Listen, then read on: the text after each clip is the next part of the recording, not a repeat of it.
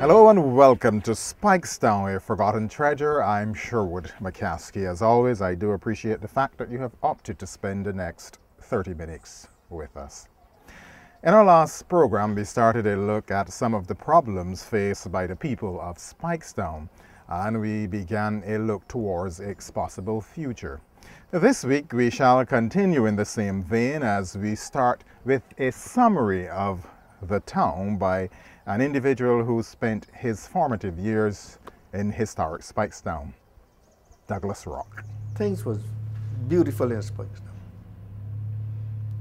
I mean, and those was in the dark days.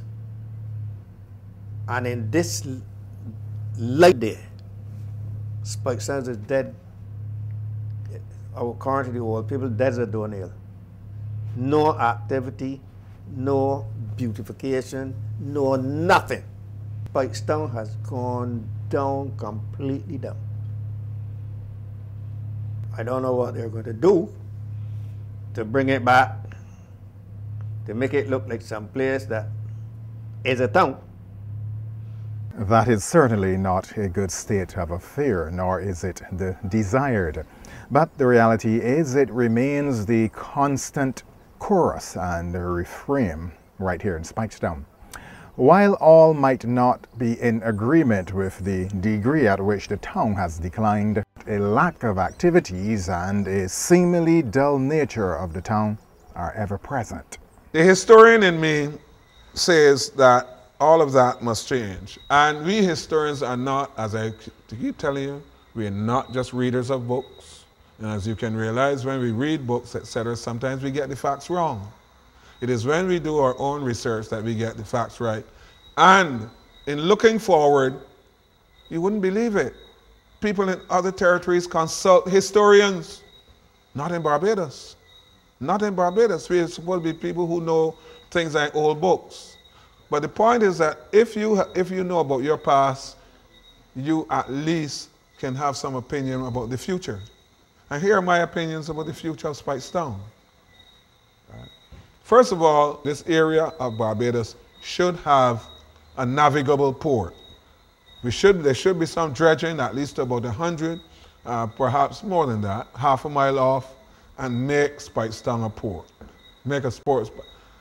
Establish not just your jetty, but an area for large inter-island ships to come and dock alongside, just outside Speightstown. Now, historian Trevor Marshall's proposal of a cruise ship terminal is nothing new.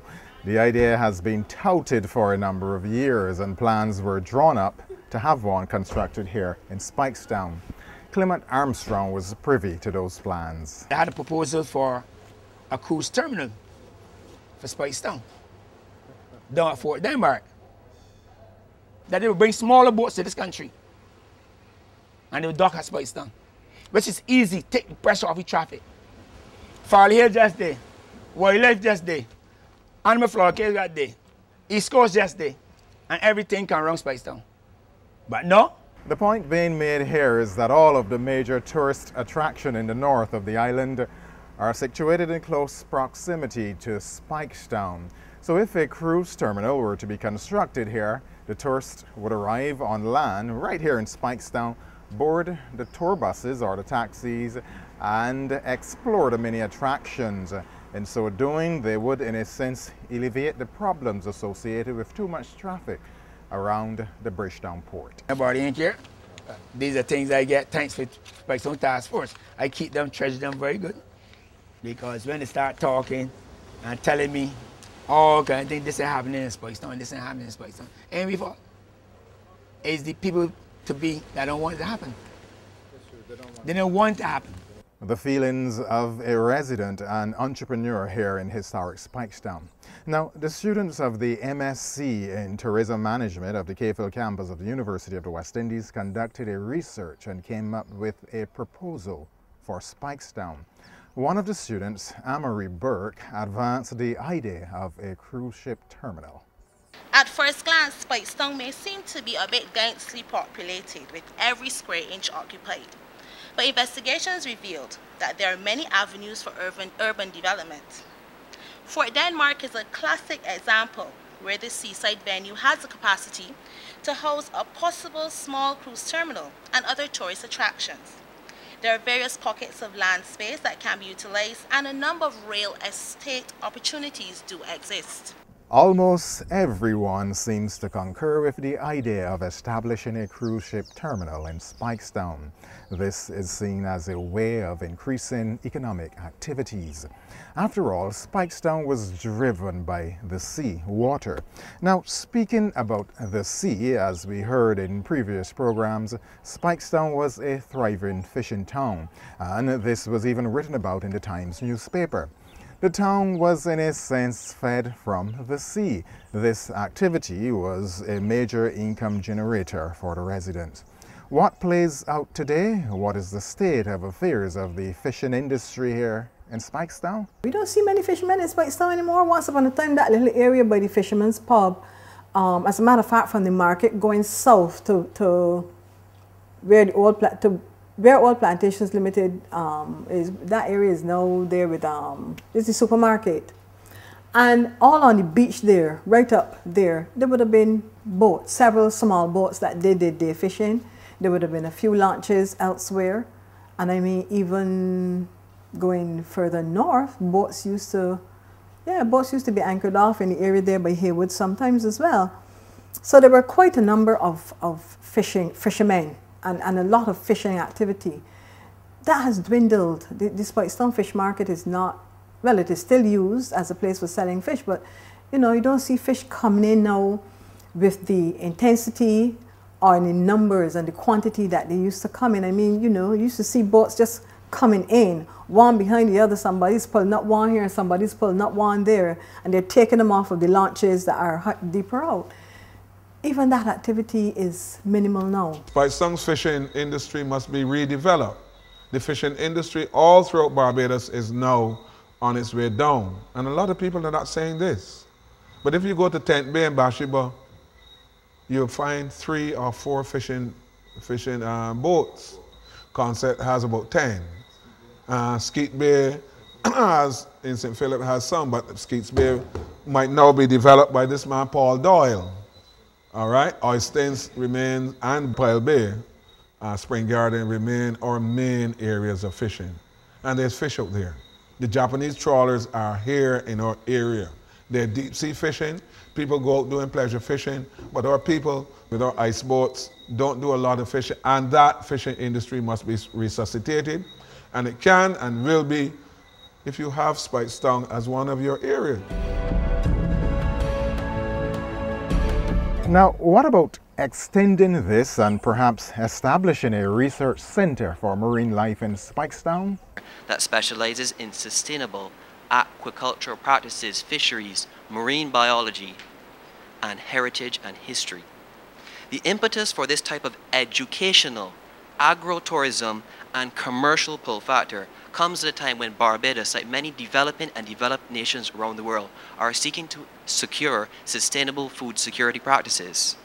Andrew Edgehill is a student of the MSc program in Tourism Management at the Cape Hill campus of the University of the West Indies.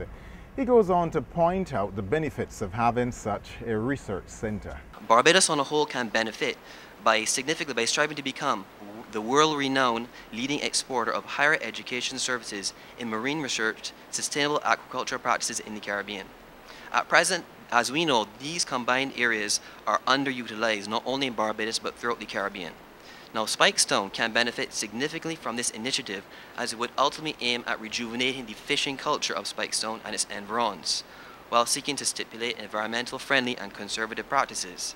It is expected that by attracting international students will increase economic activity in the area as they stay longer, experience more, and hence the products and services in Speightstown would need to be upgraded, and this too would have great benefits for the local population in and around the area.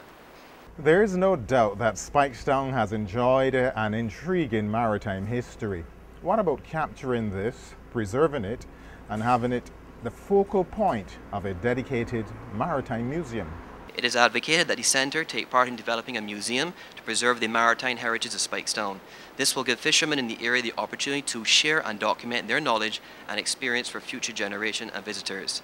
Boat trip tours could be conducted utilizing local fishermen, thereby diversifying the fishing industry in Barbados. But this now will help them to diversify their fishing, and as they too get older, experiences can be lost, so we really need to capitalize on the whole culture.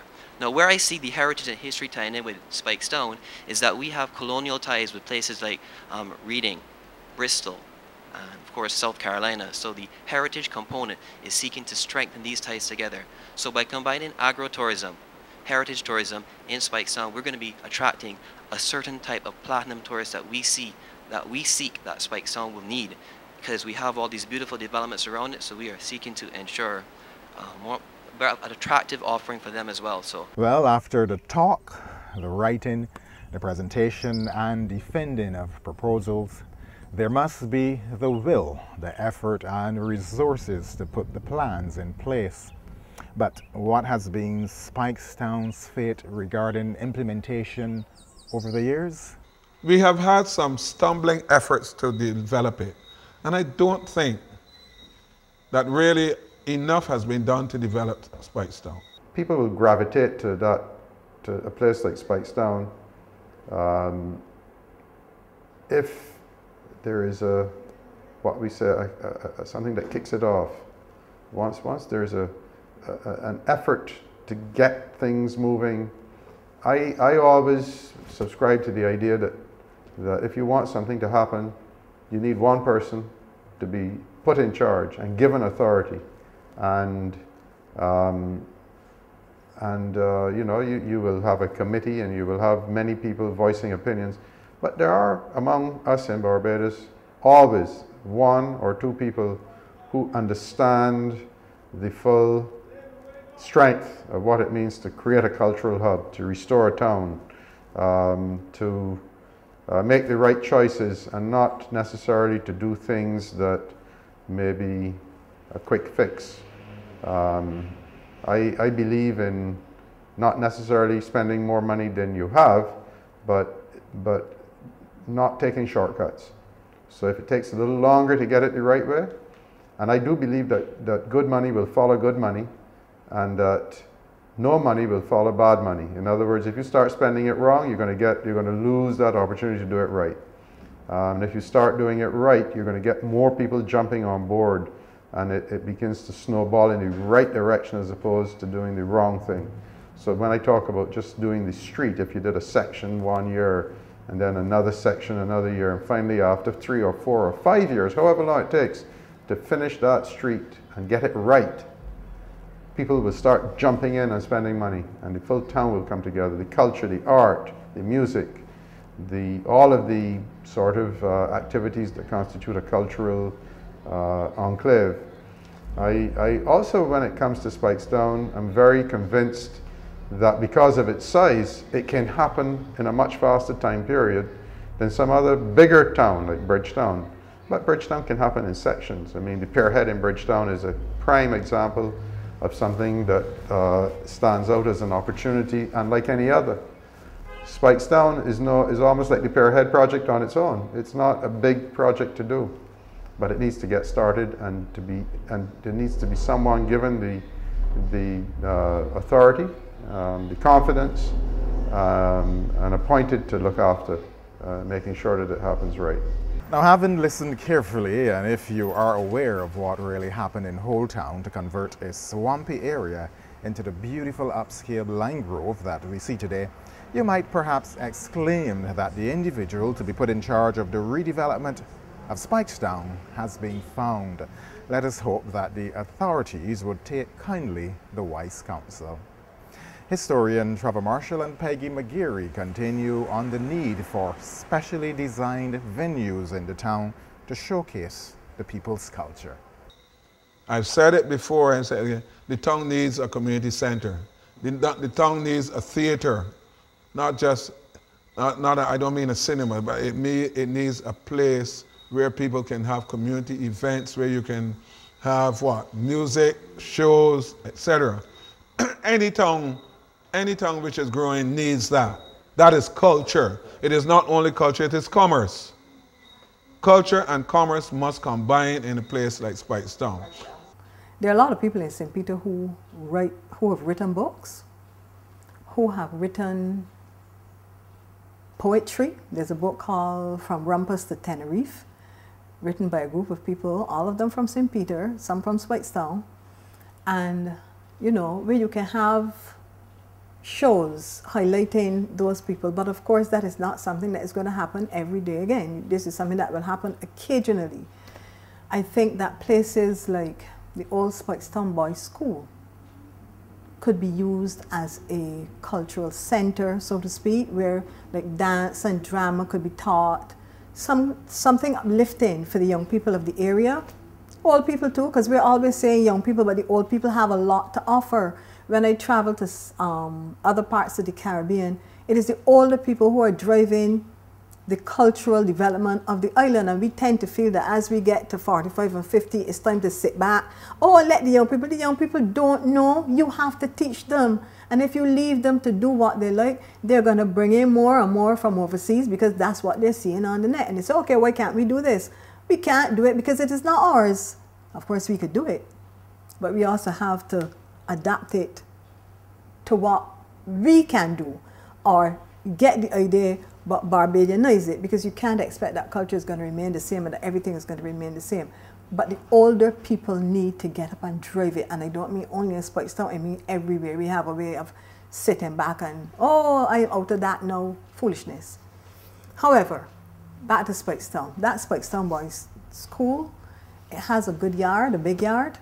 There's an upstairs section, there's a downstairs section, which is, and I think it could be divided up where you can have more than one activity going on at a time. It could function as some kind of center for cultural activities. It continues to be touted as a cultural hub. As a cultural hub, you can expect a number of festivals that bring to the fore the entire way of life of the people. Festivals intended to lure people to the area either as participants or spectators. There is already the St. Peter Festival held in June each year. Andrew Edgehill, another student of the MSc program in Tourism Management, is proposing a Speightstown Festival. It is proposed that Speightstown's festival be held on Thursday evenings from 6 to 10 p.m. The aim of the festival is not to only provide a unique experience for the visitor, but to also provide the opportunity for community engagement. The festival is proposed to have a different outlook than the already popular Oysters Fish Fry by creating a festival carnival theme. Many visitors who come to Barbados during the high season, December to May, are not exposed to the festival experience of Crop Over, which is held in June to August. At present, there are only a few hotels and clubs that provide these stage shows, but this initiative is planning to take this exposure to an entirely different level by providing a more robust experience in the heart of Speightstown. The proposed festival will position Speightstown as a cultural hub where local artists and performers can showcase their talents and latest creations. For Barbados, the whole concept of providing every visitor who comes to the island at any time of the year the opportunity to experience a taste of carnival as we know it, a true Bajan culture and flavor, should not be overlooked, as it would position Barbados as a destination that is serious about making cultural impacts with their visitors in a truly unique historical setting along the Platinum Coast of Barbados.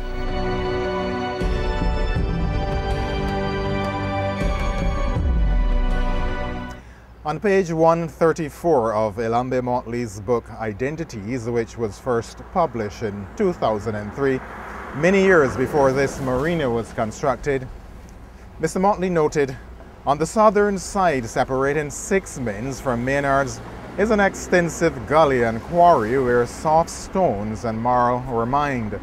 The gully leads down to the sea, and with serious engineering could also create an inland marina with housing in the side of the gully wall. We now see there's a marina. Port Ferdinand is now being structured, right? Those will bring Those will bring a volume of trade to Barbados. And that empty area in front of Port St. Charles and next to that housing development, that is area that I think should be taken over. It should not be allowed for any private person to build on. I think that should be taken over by government and build something which is for the benefit of the Speightstown community. Because people still come to Speightstown to escape the hustle and bustle of Bridgetown. I still shop in Speightstown. We should say that. I still shop to a certain extent in Speightstown. Not as much as I used to, but I still used to shop a lot in Speightstown. I think it was just the laid back ambience. And because you know a lot of people there, a lot of people know you, and you know, it was very friendly, and it is your home ground. And for me, that is my personal thing. And if it is an area to which you come, I mean, my wife comes down here and shops. She's introduced our daughters to Speightstown. It's a place for bargain, it's a restful place. Let it be a place of leisure, recreation, entertainment, and enjoyment. Already people go to Farley Hill. But if people go to Farley Hill to have the reggae festivals, etc., why can you not have that spillover or perhaps an attendant population of entertainment seekers come to Speightstown? Come to Speightstown. It is an area, look, people are moving out of Bridgetown.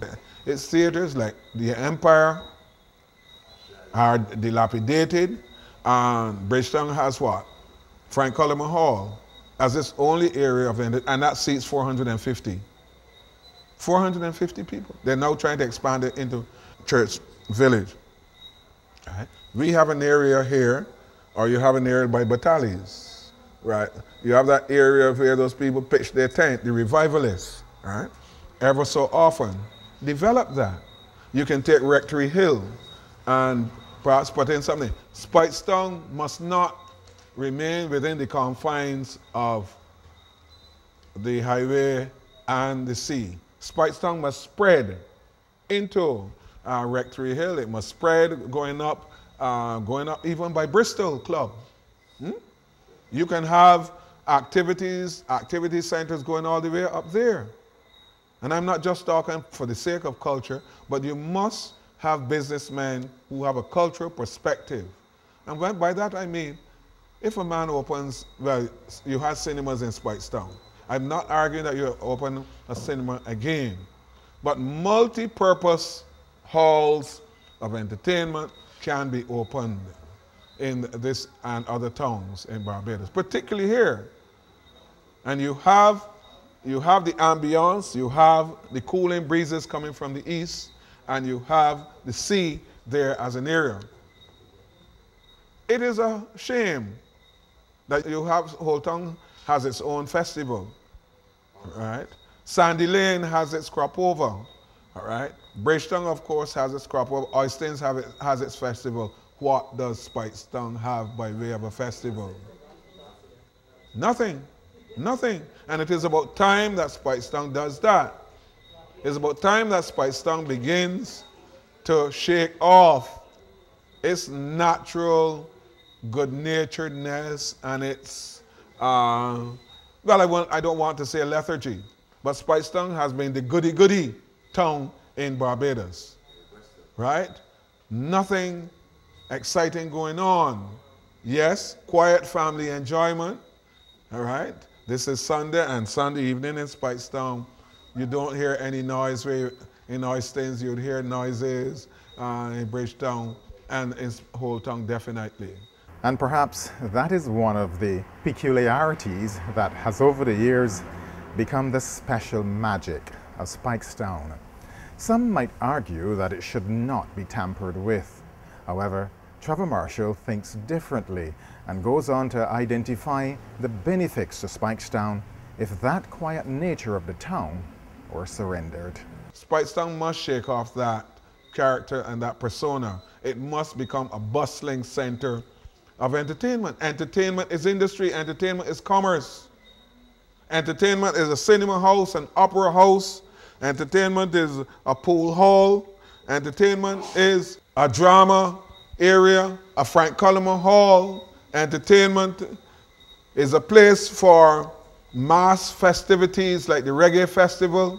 Entertainment is a place where you have people coming not to perform in Bridgetown. You notice they don't perform in Bridgetown again. Reggae on the Hill. They performed at the East Coast on that little area, which when you pass it and you tell people, look, 30,000 people used to congregate here. They say, what? Huh? And we have that. You have that. You have that. You come down the hill by Vim Gully, etc., and establish an amphitheater. I keep talking about an amphitheater, but it is an area bounded by hills in which you take the natural hill setting and you seat people on the hills and you have your performance area down and people look down on it, right? You can build that in Speightstown. You have the natural rock here and you can construct it. And you do not have to concentrate everything in Sand Street, Church Street, Queen Street. These areas have their character, and that character will probably not change for a long time. Expand Speightstown. Expand the area, right? Or the town will die. The town has to expand or die.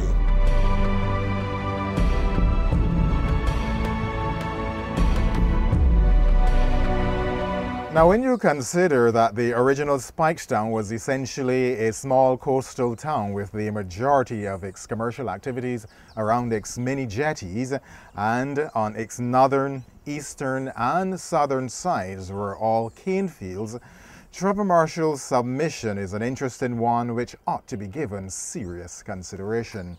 And so with Mr. Marshall's proposal that this town's survival is dependent on its expansion, we bring to an end program number 15 in the series Speightstown, a Forgotten Treasure. Do join us next week at the same time as we continue our look towards the future of this historic town. I'm Sherwood McCaskey.